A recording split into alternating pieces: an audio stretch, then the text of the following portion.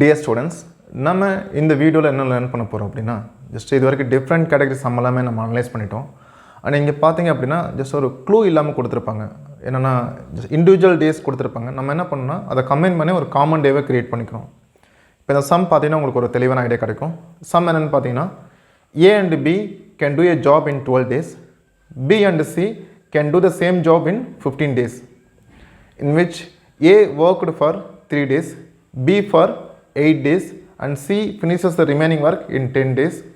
Then in how many days C alone finish the total work? The question புரியுதுங்களா? ஏவும் பியும் சேர்ந்து 12 டேஸில் ஒர்க் முடிப்பாங்க. அதே ஒர்க்கை B and C கிட்ட கொடுத்தோம்னா 15 டேஸில் ஒர்க்கு கம்ப்ளீட் பண்ணி நம்மக்கிட்ட கொடுப்பாங்க. என்ன நடந்திருக்குன்னா A வந்துட்டு 3 டேஸ் ஒர்க் பண்ணியிருக்காரு தனியாக, அதே மாதிரி B தனியாக வந்துட்டு 8 டேஸ் ஒர்க் பண்ணியிருக்காரு. C வந்துட்டு ரிமைனிங் ஒர்க்கு 10 டேஸில் முடிச்சு கொடுக்குறாருன்னா டோட்டல் ஒர்க்கு எவ்வளோ டேஸில் முடிப்பான்னு கேட்டிருக்காங்க இல்லைங்களா? இப்போ நான் அதை ஜஸ்ட்டு பாருங்கள் எப்படி கம்பைன் பண்ணுறோன்னு பார்த்துக்கலாம். நம்ம அதுக்கு முன்னாடி நமக்கு என்னென்ன விஷயம் தெரிஞ்சாலும் அதெல்லாம் எழுதி வைக்கலாம். A and B 12, B and C 15 days அப்படின்னு பார்த்தீங்கன்னா எனக்கு வந்து டோட்டல் ஒர்க் வந்துட்டு 60 யூனிட். கரெக்டாக? டோட்டல் ஒர்க் வந்துட்டு 60. தென் இங்கே பாருங்கள் A and B யோட 1 டே ஒர்க் பார்த்தீங்கன்னா 5 யூனிட்டு.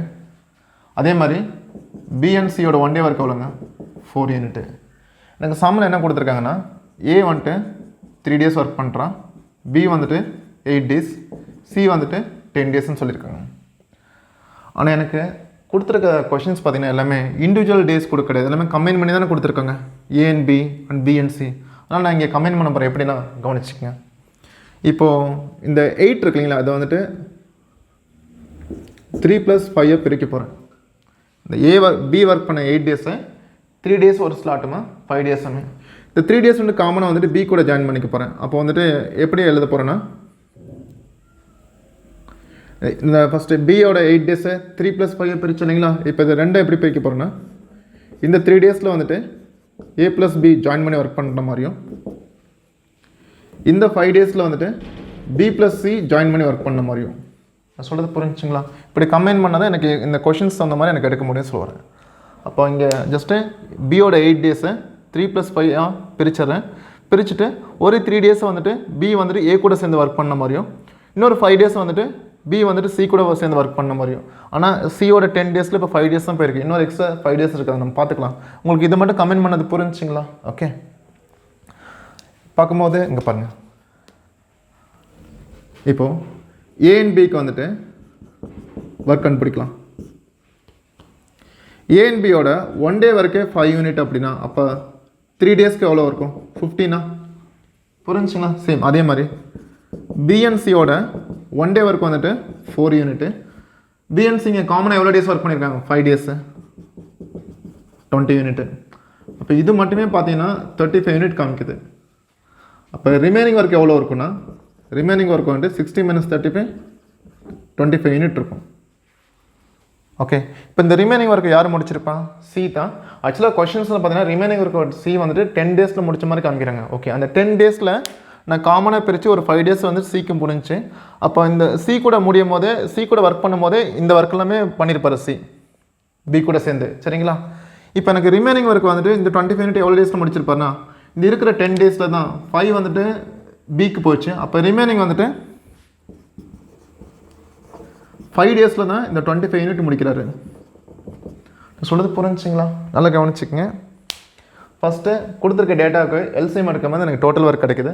அதை வச்சு இண்டிவிஜுவலாக தனித்தனியாக வந்துட்டு 1 டே ஒர்க் எழுதுகிறேன். தென் நமக்கு சம்மில் பார்த்தீங்கன்னா A வந்துட்டு 3 டேஸு, B 8 டேஸு, C வந்துட்டு 10 டேஸ்ன்னு சொல்லியிருக்காங்க. ஆனால் நம்ம கொஷின்ஸில் பார்த்தீங்கன்னா எல்லாமே கம்பைன் பண்ணி தான் கொடுத்துருக்காங்க. அதனால் இதை ஏதாச்சும் மெர்ஜ் பண்ண முடியுதுன்னு பார்க்குறேன். என்ன பண்ணுறேன்னா Bயோட 8 டேஸை வந்துட்டு 2 ஸ்லாட்டாக பிரிக்கிறேன், 3 and 5. ஏன் 3ன்னு பிரிக்கிறேன்னா A 3 டேஸ் ஒர்க் பண்ணியிருக்காரு இல்லையா, இதை நான் 3 பிரிச்சுன்னா இவங்க 2 பேரும் கம்பைன் பண்ணி 3 டேஸ் ஒர்க் பண்ணுற மாதிரி எழுதிக்கலாம். அதே மாதிரி இன்னொரு 5 கொண்டு போய் B வந்துட்டு C கூட ஒர்க் பண்ண மாதிரி ஒரு 5 டேஸு. அப்போ C வந்துட்டு பார்த்தீங்கன்னா ஓவரால் 10 டேஸில் வந்துட்டு C தனியாக ஒரு 5 டேஸ் ஒர்க் பண்ணியிருப்பார், ஒரு 5 டேஸ் வந்துட்டு B கூட சேர்ந்து ஒர்க் பண்ணியிருப்பார். புரிஞ்சுங்களா? அப்போ பார்த்தீங்கன்னா இந்த B வந்துட்டு A கூட 3 டேஸ் ஒர்க் பண்ணுறதுனா Aவும் Bயும் ஒரு நாளைக்கு ஒர்க் பண்ணாவே 5 யூனிட்டு. அப்போ 3 டேஸ்க்கு வந்துட்டு 50 யூனிட்டு. அதே மாதிரி இந்த B வந்துட்டு C கூட ஒர்க் பண்ணும்போது 5 டேஸ் ஒர்க் பண்ணியிருக்காரு. B and C வந்துட்டு 1 டேக்கே வந்துட்டு 4 யூனிட்டு. இப்போ 5 டேஸ்க்கு வந்துட்டு 20 யூனிட்டு. செக் பண்ணி பார்த்தா அவுட் ஆஃப் 60ல் வந்துட்டு இது மட்டுமே 35 யூனிட் காமிக்குது. அப்போ ரிமைனிங் வந்து 25 யூனிட். இப்போ ஏவோட ஒர்க்கு முடிஞ்சு, பியோட ஒர்க் எல்லாமே முடிஞ்சு, இன்னும் ரிமைனிங் வந்து சியோட ஒர்க்கு தான். சி தானே முடிச்சிருப்பான். எவ்வளோ டேஸ் சிக்கு இருக்கும்? சம்மில் கொஷின்ஸில் வந்து 10 டேஸ்ன்னு மென்ஷன் பண்ணியிருக்காங்க. அந்த 10 டேஸ் தான் பிரித்து ஒரு 5 டேஸ் பி கொடுத்தாச்சு. அப்போ ரிமைனிங் எவ்வளோ டேஸ் இருக்கும்? 5 டேஸ். அந்த 5 டேஸில் தான் இந்த 25 யூனிட் முடிச்சிருக்காரு. இப்போ பார்த்தோம்னா நம்ம தான் லாஜிக்காக யோசிக்கணும். 5 டேஸ்க்கு 25 யூனிட்னா அப்போ 1 டேக்கு சினால் எவ்வளோ முடிக்க முடியும்னு பார்த்தீங்கன்னா 5 யூனிட். கரெக்டாக? 1 டேக்கு 5 யூனிட். அப்போ சியோட டோட்டல் டைம் கேட்டிருக்காங்க. 1 டேக்கு சினால் 5 யூனிட் அப்படின்னா டோட்டல் ஒர்க் பார்த்தீங்க அப்படின்னா 60 யூனிட்.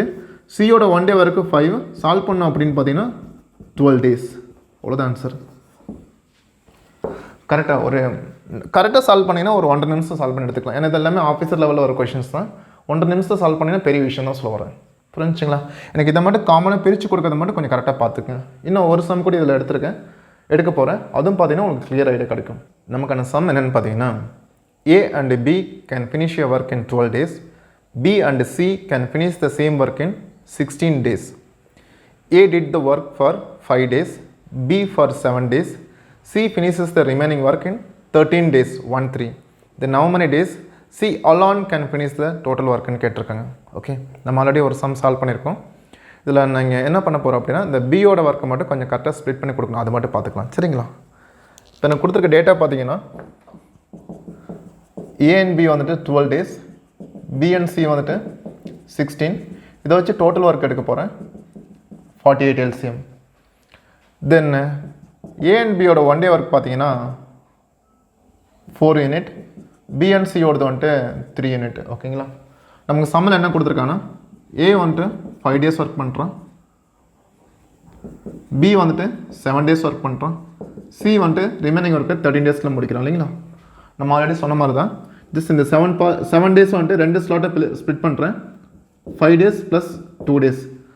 அப்போ இந்த 5 டேஸில் காமனாக பார்த்தீங்கன்னா ஏவும் பியும் ஒர்க் பண்ண மாதிரி வச்சுக்கலாம். அதே மாதிரி இந்த 2 டேஸில் யார் ஒர்க் பண்ணியிருப்பான்னா பியும் சியும். இப்போ நம்ம தான் அனலைஸ் பண்ணிக்கணும். ஏக்கும் 5 டேஸு, இங்கே பியோட 7 டேஸை வந்துட்டு நான் 2 ஸ்ப்ளிட் பண்ணேன்னா ஏவும் பியும் காமனாக ஒரு 5 டேஸ் ஒர்க் பண்ணியிருப்பாங்க. அதே மாதிரி சி வந்துட்டு பி கூட ஒரு 2 டேஸ் இங்கே போச்சு. அப்போ ரிமைனிங் டேஸ் எவ்வளோ இருக்கும்? சிக்கு வந்துட்டு 11 இருக்கும். இதெல்லாம் லாஸ்ட் சம்லேயும் பார்த்துருக்கோம், இருந்தாலும் சொல்லித்தரேன். சரிங்களா? பார்க்கும்போது கவனிங்க.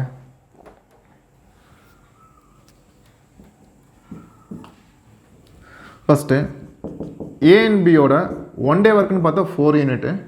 ஆனால் ஏவும் பியும் காமனாக எவ்வளோ டேஸ் ஒர்க் பண்ணுறாங்க? 5 டேஸு. இப்போ இன்ட்டு 5 போட்டோம்னா 20 யூனிட். அது மட்டுமே. அதே மாதிரி பிஎன்சியோட 1 டே ஒர்க் வந்துட்டு 3 யூனிட்டு. இங்கே பிஎன்சியும் காமனாக எவ்வளோ டேஸ் ஒர்க் பண்ணுறாங்க? 2 டேஸு. இப்போது 6. இது மட்டுமே பார்த்தீங்கன்னா 26 பார்ட் காமிக்குது, 26 யூனிட் காமிக்குது. அப்போ டோட்டலாக இருந்து இதை ரிமூவ் பண்ணோம் அப்படின்னா ரிமைனிங் பார்த்தீங்கன்னா எனக்கு 22 யூனிட் காமிக்கும். புரிஞ்சுங்களா? ஆக்சுவலாக ரிமைனிங் ஒர்க்கு யார் முடிக்கிறான்னா சி தான் முடிக்கிறான். சி வந்துட்டு அவன்கிட்ட இருக்க 13 டேஸில் வந்துட்டு ஆல்ரெடி 2 டேஸ் வந்துட்டு பி கூட ஒர்க் பண்ணியாச்சு. இப்போ என்ன ரிமைனிங் சி கிட்ட எவ்வளோ டேஸ் இருக்கும்? 11 டேஸ். அந்த 11 டேஸில் தான் இந்த ஒர்க்கு முடிச்சிருப்பான். அப்போ சி பார்த்தீங்கன்னா 11 டேஸில் வந்துட்டு 22 யூனிட் முடிக்கிறான் அப்படின்னா அதே சி வந்துட்டு 1 டேக்கு எவ்வளோ யூனிட் முடிப்பான்? 2 யூனிட் முடிப்பான். கரெக்டாக? 11 டேஸ்க்கு 20 யூனிட்னா 1 டேக்கு வந்துட்டு 2 யூனிட் முடிப்பான். இப்போ சிக்கான டோட்டல் டைம் கேட்டிருக்காங்க. டோட்டலாக சி பார்த்தீங்கன்னா டோட்டலாக வந்துட்டு 48 யூனிட் முடிச்சாகணும். சியோட 1 டே ஒர்க் பார்த்தீங்கன்னா 2 யூனிட். இப்போ சால்வ் பண்ணோம் அப்படின்னா 24 டேஸில் சி முடிப்பான் ஒர்க்கு. கிளியர்? ஸோ எங்கே ஜஸ்ட் இந்த மாதிரி சம் ஈஸியாக சால்வ் பண்ணிக்கலாம். எங்கே கொஞ்சம் கரெக்டாக யோசிக்கணும் அப்படின்னு பார்த்தீங்கன்னா இந்த பியோட டேஸை வந்துட்டு ஸ்ப்ளிட் பண்ணி எழுதுறத யோசிக்கணும்னு சொல்லுவேன். ஏன் அப்படி தனியாக யூஸ் பண்ண முடியும்னா நம்ம கொடுத்துருக்க சம்மில் வந்து டேட்டா எல்லாமே கம்பைன் பண்ணி தான் கொடுத்துருக்குங்க. அப்போ இதில் ஏதாச்சும் கம்பைன் பண்ண முடியுமான்னு பார்க்கணும். சரிங்களா? ஓகே, இன்னும் ஒரு டிஃப்ரென்ஸ் டைப்பில் பார்க்கலாம். தேங்க்யூ.